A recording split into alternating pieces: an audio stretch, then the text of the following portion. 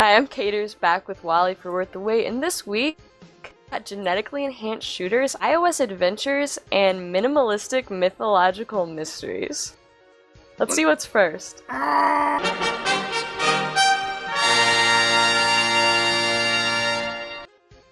My silver medal this week is Loki's Exile, a Norse Noir adventure game, and it's got this really cool dynamic of mixing the Roaring Twenties with some cool Norse mythology. You literally are playing as this guy who gets into a little bit of mafia trouble, as you can see, and you go back and forth from this mundane 20s city to Asgard. Well, I'm a huge Norse mythology guy, and I'm a huge noir guy, and apparently someone else is too. Yeah, I hope a lot of people are. But so it's this really awesome classic point and click adventure game that it looks like it's gonna have some really witty moments, some nice banter. It reminds me of Captain Brave, which is a game that we previously reviewed on Worth the Wait. Yeah, and shout out to these artists. They're doing some good stuff here. So going back this game, vote for it on Steam Greenlight. Check it out. Okay, my first pick this week is Emily by Pixelworm.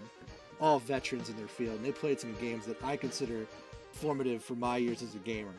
And I can tell from the animation and concept art alone that even for its alpha stage, they got some talent. It reminds me of certain Saturday morning cartoons and Cartoon Network endeavors. And sure enough, some of the guys doing the illustrative work are in that area. Some of this illustration reminds me of Gorillaz music videos. It does, and something about the motif and the execution and like the attitude is definitely there. In terms of styling, it's a Metroidvania 2D adventure platformer where you get power-ups and unlock yourself in advance. It's about a young girl who has to basically figure out what happened to her when her DNA was fused with nanobots that were used to attempt to save her life from a rampant disease. That happened to me too. Just yesterday. It's like Oni by way of Ghost in the Shell with a Metroid gameplay stylization. I'm really excited about it. Vote for them on Greenlight. They're on Greenlight. They would love to expand to other platforms, but they're starting with Steam. Boom, boom, PC gaming, God love them. But the more support they get, the more they can branch out, and they want to branch out.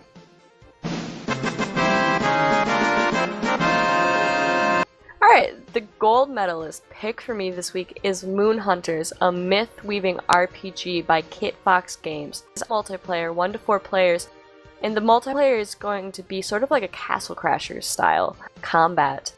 But the single player is going to be really developed, really awesome too, and the cool element is that you really pick how your hero is going to be remembered. You get to put a lot of your personality into these little guys. The RPG element is going to be heavy. It's going to be sweet. There was an RPG for the PlayStation 1, and I think it might have been a Lundra, not sure, but there was a game where you could craft the adventure as you went along, and the village and the world around you expanded as you progressed. And I love games that have player input and decisions and how it grows and changes. This is one of those games that is going to deliver. Cool. Well, everyone check them out. I like this one already. Okay, my top pick this week is Phoenix Dawn by a guy named Eric Trowbridge. This guy has a lot of potential with this game. It's low poly. It's an actual term apparently used with disdain by some contemporary game developers because they consider it to be easy. But I think he's taking that kind of low density, minimalist approach and just running with it, and it looks amazing. The sound on this preview video, check it out, is great. It's nice to pick a theme and dedicate yourself to it. Yeah. Play to your strengths. He saw it's almost like a vision, really, the way he saw the game coming about. And I was always looking for like a nice game to kind of pick up on taking a poop. I think this game deserves to happen. So. What do you do in this game? It's like a Diablo, a kind of action adventure universe, but it's him trying to basically protect his home. This is an example of actually what the gameplay will look like.